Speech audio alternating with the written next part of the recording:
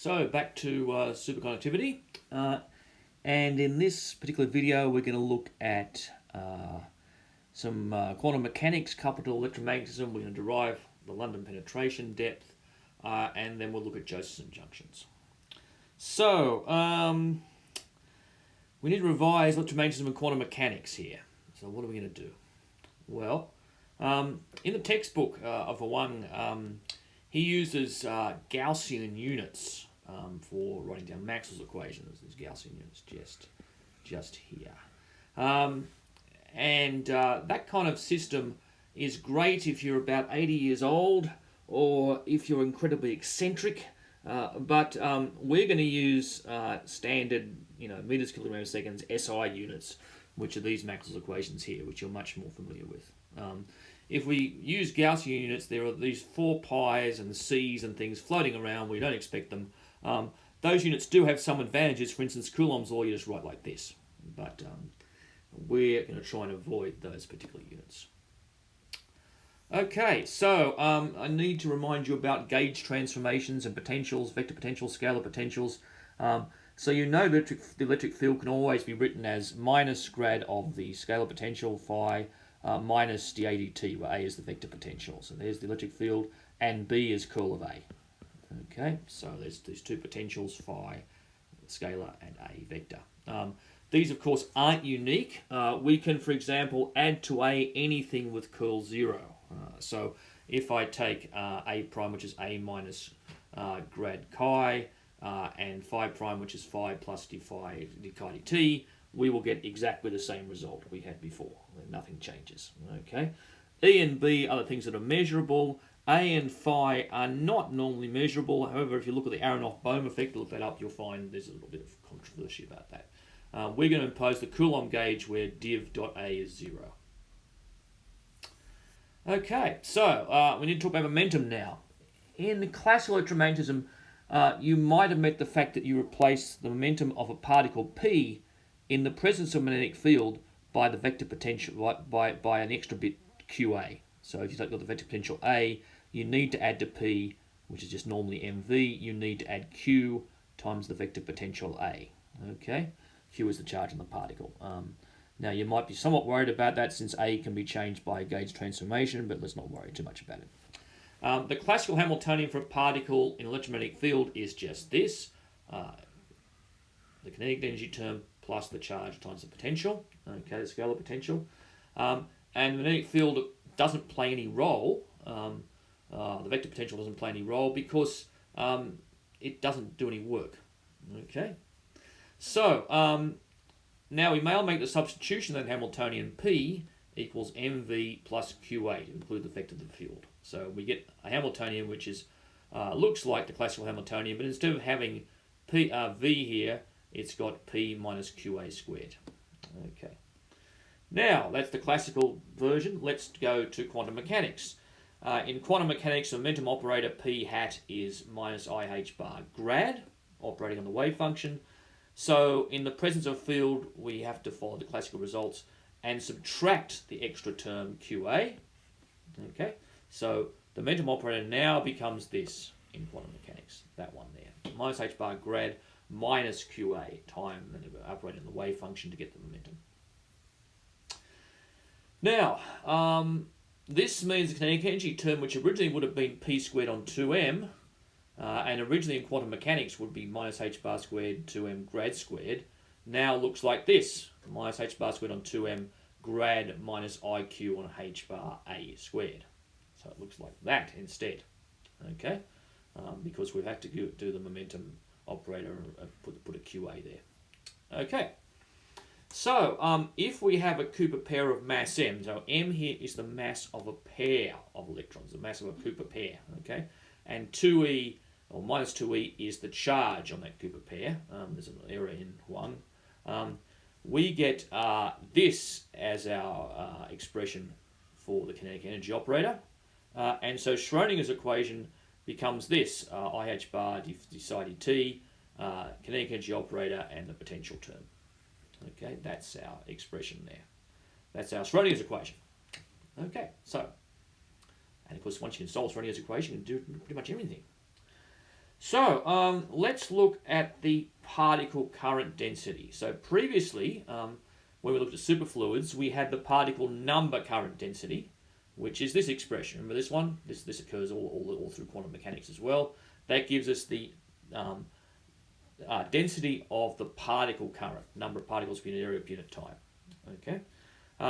We now have an extra term in the momentum operator, which is that bit. Okay. In other words, what we're going to do is replace grad by grad minus IQ on h bar A. Okay. And in fact, if we go through the derivation and look at it in detail, what you find is that you replace it by minus IQ on h bar if it's operating on psi, but if it's operating on psi star, you use the lower term, use a plus. Okay. And when you start plugging that into the current, what you find is you get a expression for the particle current, which looks like this. It's the same as we had before for superfluidity, but we have an extra term here associated with the effective magnetic field, A. All right, so that's the particle current. Now, of course, we want often in electric devices to find the actual charge current, not the particle current. Okay. And if psi is the wave function for Cooper pairs, then the number of Cooper pairs per unit volume is just this. N naught is psi star. And m is the mass of a Cooper pair of charge minus 2e. We thus need to multiply the particle current by minus 2e. Okay, so that gives us a very simple expression for the actual current, the electric current density, which is that expression there. Okay. And so we're still using the Coulomb gauge, div A is equal to 0. But that's the expression for the charge current density, what you'd normally use in electromagnetism. So it's basically what we had before, except we've got multiplication by minus 2e, and we've also got this extra term, which is the term due to the magnetic field. All right, so let's write down, let's try and derive the London equation, which we introduced previously, but we didn't prove it existed. It didn't prove its validity. Okay, so if the order parameter is uniform, so let's look at the order parameter for our wave function here. This is the order parameter, psi, which describes the whole ground state of the Cooper pair system. Okay, if we do that and assume it's uniform, then that term here goes away. So we can get rid of that, and we're only left with the B field term. Then the current is equal to minus 4e squared n naught, the density of Cooper pairs, divided by m, the mass of Cooper pairs, times A. And then we can start using Maxwell's equations and the definition of the vector potential. So B is curl A, div B is 0, that's Maxwell's equation. Curl B is mu naught times J, that's another Maxwell's equations. And we also use the vector identity, which is curl cross B is equal to grad div B minus grad squared B, which is minus grad squared B, okay, because div B is 0. Okay, and so if you put all that together, you will get the London equation we got before, which is grad squared B is lambda L to minus 2 times B, okay, which I think should have a negative sign. Let's go back to our lectures before. Where are we? Way back here. It doesn't have a negative sign. No, it doesn't. Okay, all right. Well, I'd like to believe that. I'm not sure I believe it. We'll see. Okay, yeah, probably is true. All right, so that's what the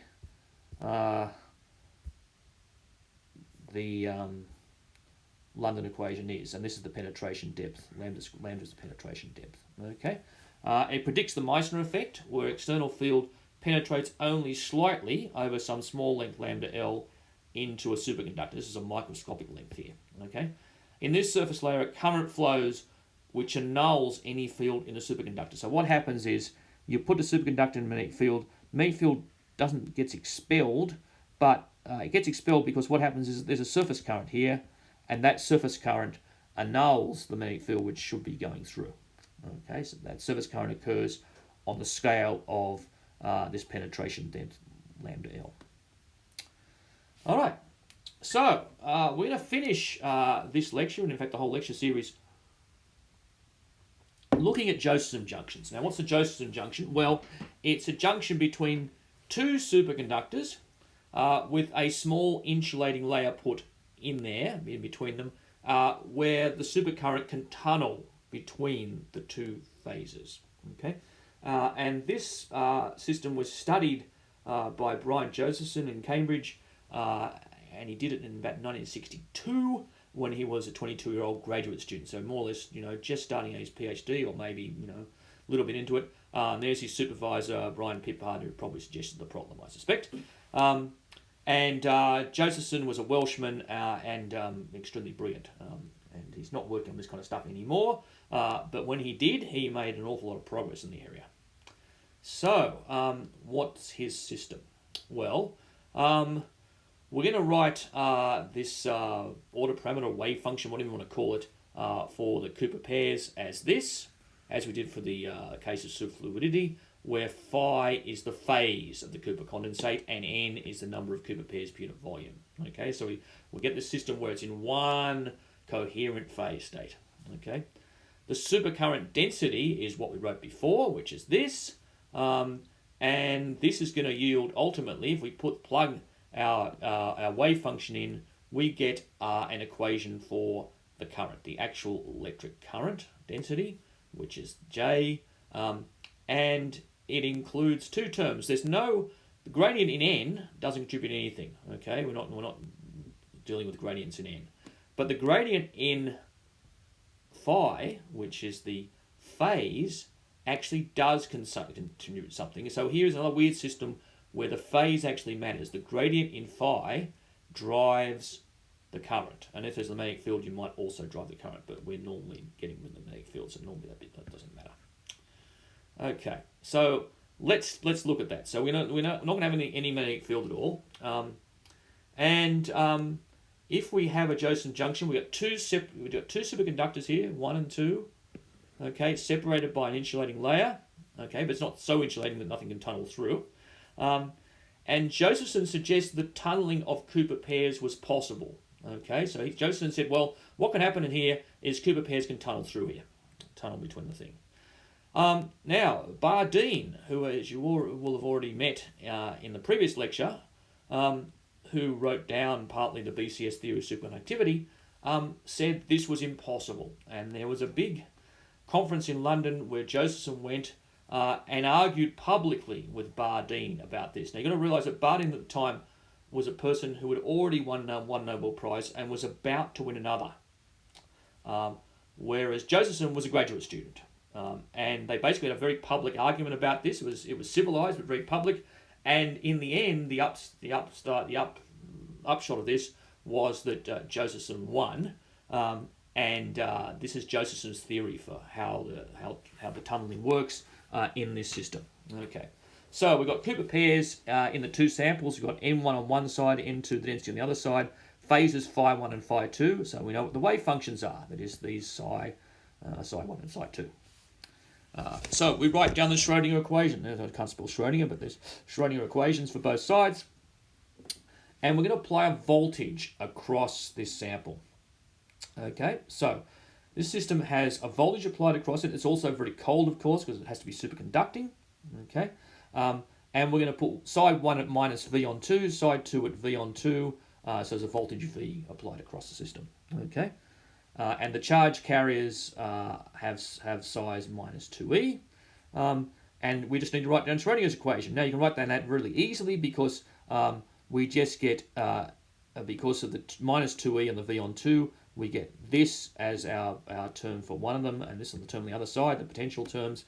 And then there is a coupling. And there's a coupling between the two systems, which says, this coupling constant K couples the wave function on one side to the wave function on the other. That has to be the tunneling term in some sense. Okay? So there's a coupling between those two terms. And so you can write down those two equations for the wave function. There's Schrodinger's equation, in fact. So, Huang then comes along in his textbook and writes the difference in quantum phases. So the phase difference phi between phi 2 and phi 1. So that's just the phase difference. And then he solves his equations to get the current voltage characteristic. We're not going to do it. You can read the textbook for that if you want to. But we end up with two equations for the current and the voltage. So we get I equals I naught times sine phi. It depends on the phase difference. and V equals h bar on 2e phi dt. And I naught here is sort of a constant. It's 2e times the coupling constant divided by h bar, square root of m1 n2. Okay, so that's what I naught is. And so, in principle, this solves the problem in the sense if we want to know what the voltage current characteristic of this material is, it's pretty easy. What we do is we apply a voltage here, left-hand side. We can solve, therefore, for the phase as a function of time. We get that phase and we plug it into there, and that gives us the current. And so if you give me a voltage V of t, then I can give you the current I of t. And we get an IT plot if you want to. Okay, so that solves the voltage current characteristics for this device, which is what Josephson did. Let's look at two cases. The first one is the simplest case. It's not the one that's used in practice, but the simplest case is a DC voltage. So let's apply constant voltage. Okay, V equals V naught. Then V equals h bar on 2e phi dt, which is our equation of the voltage, gives us the phase, which is just that. It's simple. Whatever you start up with at time t equals 0 plus 2e v naught t on h bar. Okay, that's all it does. So you get a phase. In other words, I've got my Josephson junction here. Where are we? With a voltage V across it. Here's my voltage V across the whole thing. And the phase just goes like this. It just starts off whatever it was before at the start and keeps going up. Okay, that's what the phase does, the phase difference between the two sides. And then, of course, you get the current out. The current is basically then you just use the other equation, which is back here somewhere, that equation there for the current. And when you do that, you end up with a current which looks like that, which oscillates. So I versus time looks like this. You're going to get something crazily oscillating, okay, with some amplitude I naught. Typically, across these systems, you apply a very small voltage, 10 to the minus 3 volts, and the frequency of oscillation, which is given in here, is very high. It's about 3.2 times 10 to the 12 hertz, okay? So the current averages to 0 in this case. There's no current. And a DC voltage gives a very high frequency AC current for this particular system.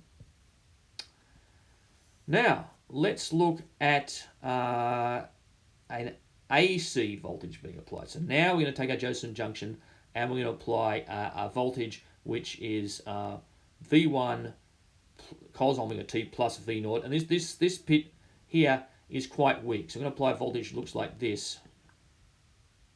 Okay. We define omega naught to be 2e h bar on v times V naught. Omega 1 is 2e on h bar V1. So there's two frequencies there. This voltage here is the steady one. This is our little bit of extra AC. You can go back and try and solve those equations for, where are the equations? Way back here. You can solve these equations here, those ones. When you do that, what you end up with is a solution which looks like this. Okay. And if you look at the average current, you average all these things out, what you will find is that will average to 0, and that will average to 0, and this term will also average to 0, the final term, except if you happen to hit the frequency where omega is equal to omega naught, okay, and you'll find at that point the signal is strongly peaked about omega equals omega naught, so we can measure omega naught is 2e on h bar V naught, and hence with incredible accuracy measure E divided by h bar. Okay, now Josephson Junctions had many applications, but one of them early on is just to measure this ratio, and you get that ratio extremely accurately. Okay, and that is in fact the end of the video and the end of the lecture series. So that's the finish of the game. So thank you.